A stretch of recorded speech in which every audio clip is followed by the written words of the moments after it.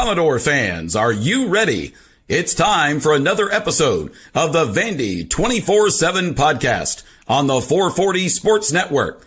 Keep it locked right here for the best Vanderbilt coverage. Whether it's Clark Lee on the gridiron, Mark Byington and Shea Ralph on the hardwood, or Tim Corbin on the diamond, the Vandy 24/7 crew has you covered. If you haven't subscribed yet, please do. Also, like this video and subscribe to the YouTube channel. That's free and easy to do. Follow the crew on Twitter, Apple Podcast, and Spotify for podcast episodes. Lastly, if you're interested in sponsoring the show, email Chris Lee at chrislee70@gmail.com. And now, pull up a chair. It's time for another episode of the Vandy 24/7 podcast. Welcome back to the Vandy 24/7 podcast alongside Joey Dwyer. I'm Billy Derrick. We're here to recap Vandy's 79-68 loss to Georgia in Athens. We're going to talk all about it. We'll talk about the seeding in the SEC tournament, what this means for the team going forward. Before we do, though, got to tell you about the Wash House. They present our basketball coverage. Are you dreading laundry day? Is it stealing time to do things that you truly enjoy? Well, let the laundry professionals at the Wash House take care of that for you. They've got 2 locations in Nashville. Just drop off your dirty laundry, and their professional attendants can give you back the one thing you can never have enough of, your time. Within 24 hours, you can pick up your nicely folded, fresh, and clean laundry, ready to be put away. Log on to washhouseclean.com or stop in today and get your time back. Again, Vandy goes down to Athens and falls to Georgia.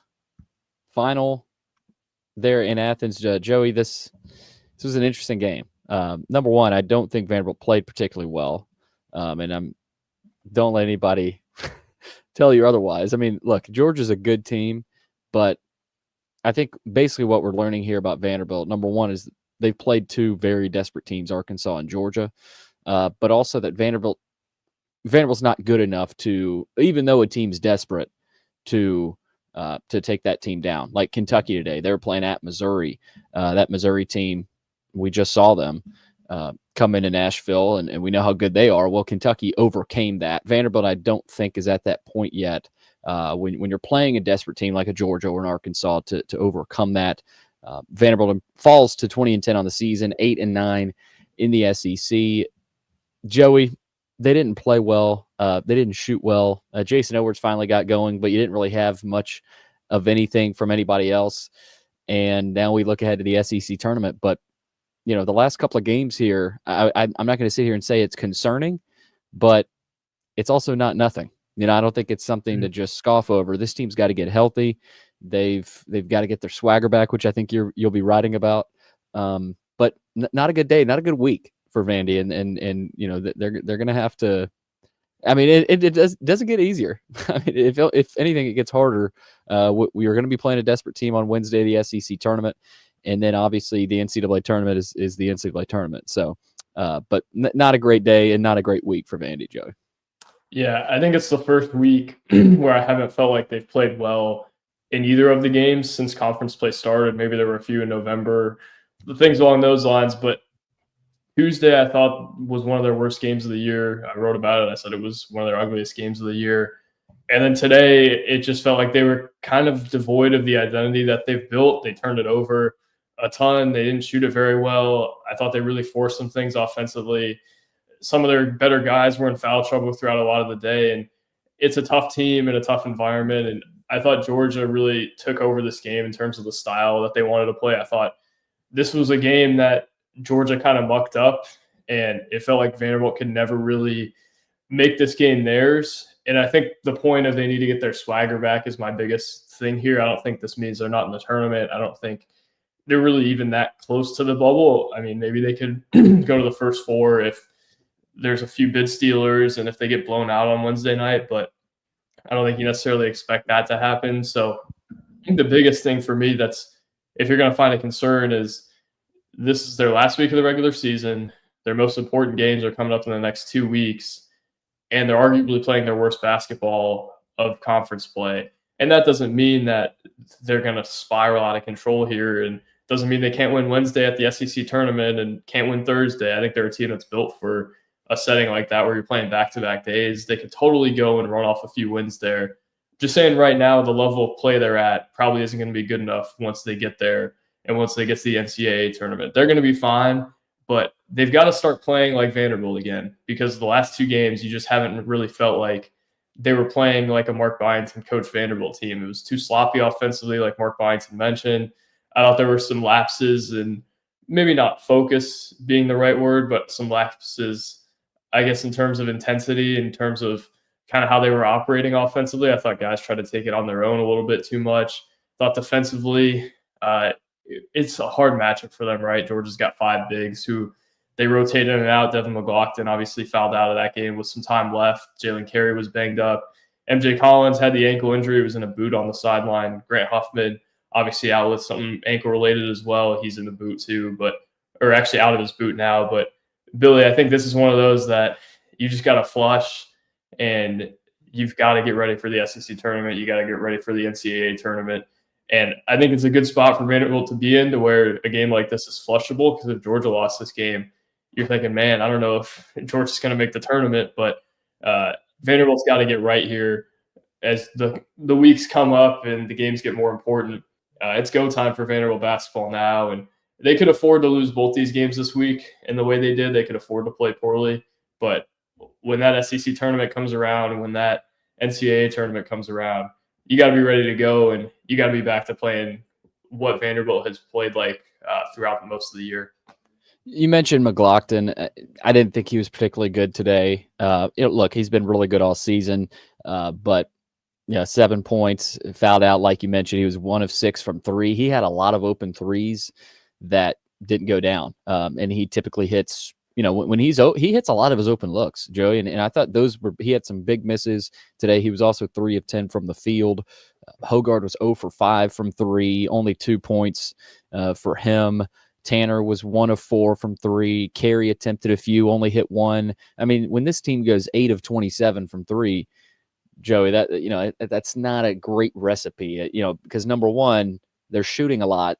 27 is not an incredibly high number, but when you only make 8 of them, that makes it look a lot worse. And they only shot 39% for the field. This was not a good offensive day for Vanderbilt, and that's been a theme here the last couple of games here. I think Arkansas really clamped down on Vanderbilt offensively, and then so did Georgia. And that, to me, Joey, that's the recipe. That's been the recipe all season, is take away what Vanderbilt wants to do offensively, which is get nickel good looks, get Edwards in space, get it down to Carey occasionally, and McLaughlin offensive rebound.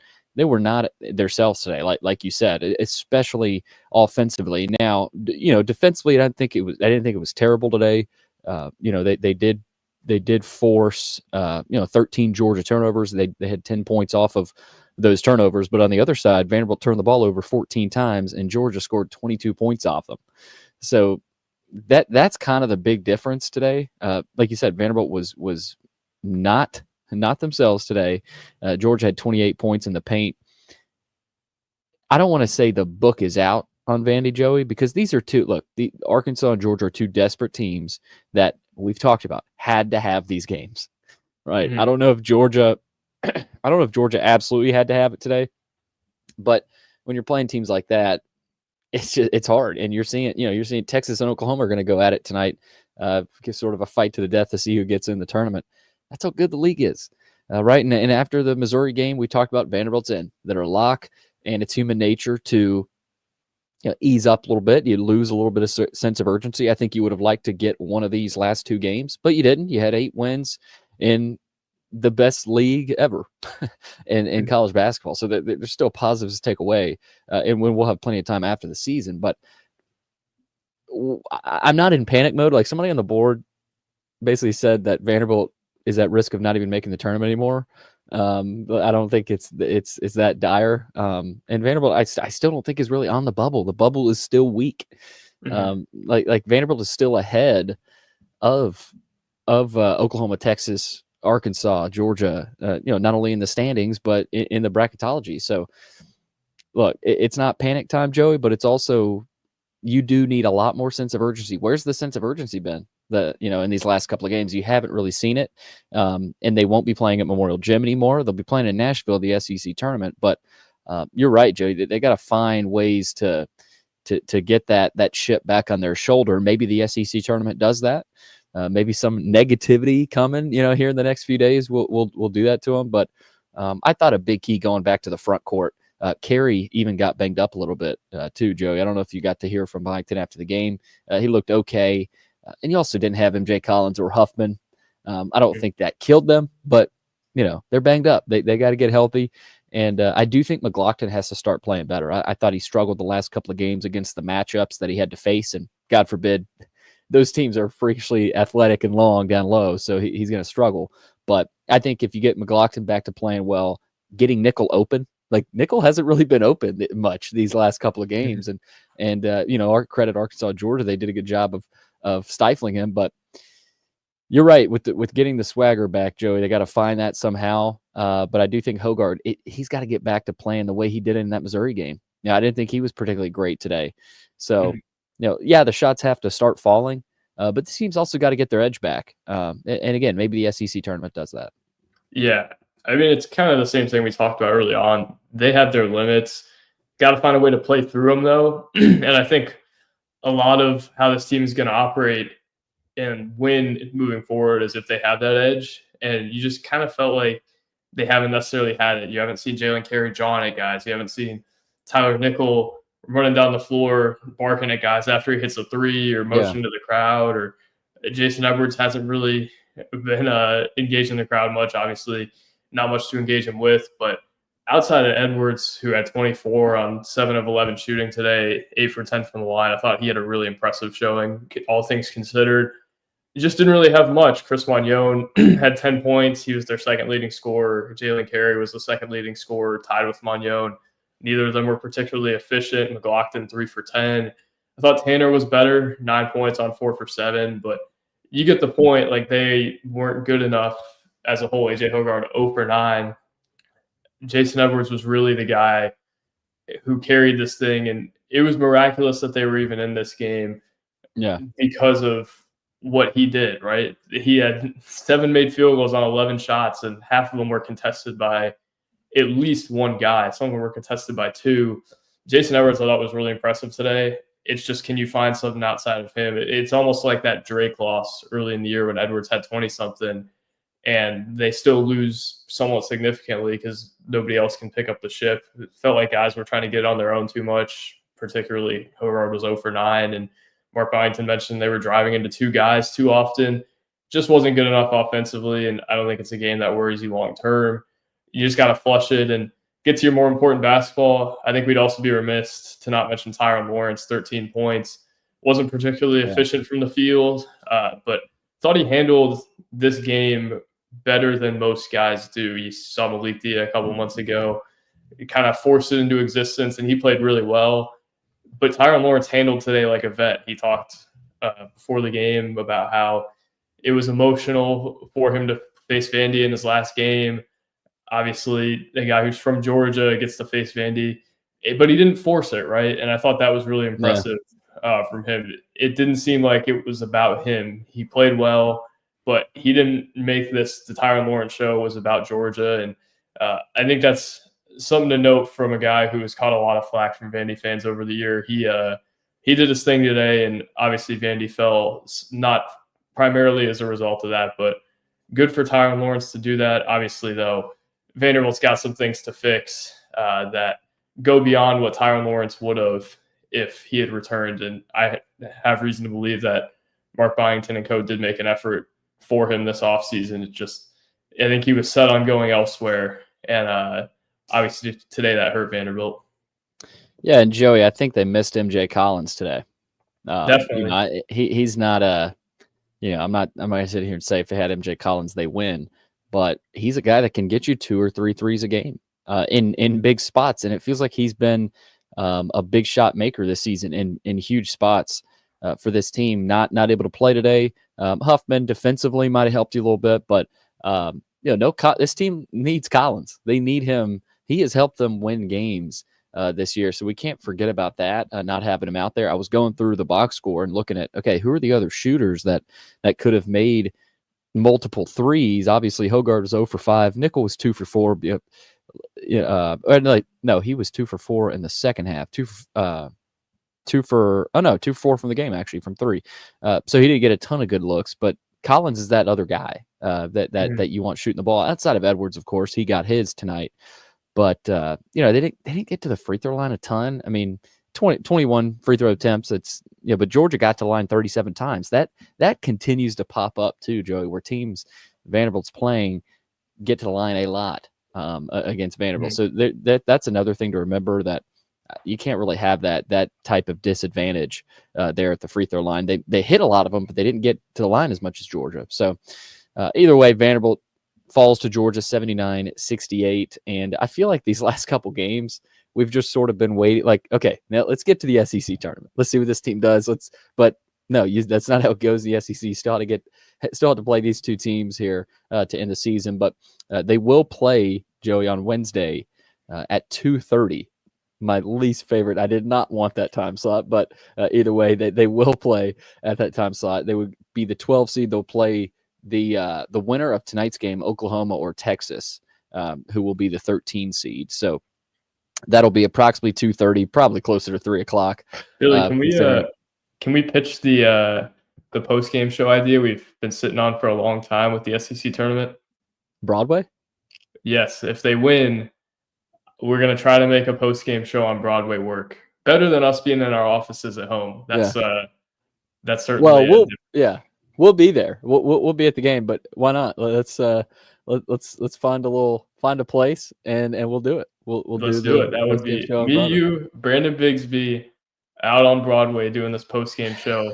Only if Vanderbilt beats Texas or Oklahoma, though. We'll see how that happens, but Billy Derrick, our tech guy, is going to have to make that happen. Billy, one more thing too. 14 turnovers on the day. I think the impact of Grant Huffman that way is a little bit understated. I think he is really a controller of that offense. He can really calm them down when they need it. And I don't think people have really given him enough credit for that throughout the year. And you've realized that the last week as they've looked completely disjointed at times with him not on the floor. So that's kind of my last takeaway. They could have used the shots from Collins, could have used Huffman's presence, but still not a good enough week for them. And Billy, let's see if they make us go on Broadway after the game. Let's see. It'll probably be 5 o'clock. 5 o'clock there on Broadway whenever we go, but we'll see if that happens. Again, Vandy falls to Georgia today. They will play Wednesday around 2:30 against either Texas or Oklahoma. So whoever wins that one tonight will play Vanderbilt in what will be a wild SEC tournament. We'll be back with more coverage throughout the rest of the week. I'll be headed over to the baseball game here in just a bit. We'll see if Vanderbilt can take the series from Xavier, and we'll have plenty of podcast coverage throughout the week with the SEC tournament coming up next week. That's Joey Dwyer. I'm Billy Derrick. Thanks for listening to another episode of the Vandy 24/7 podcast.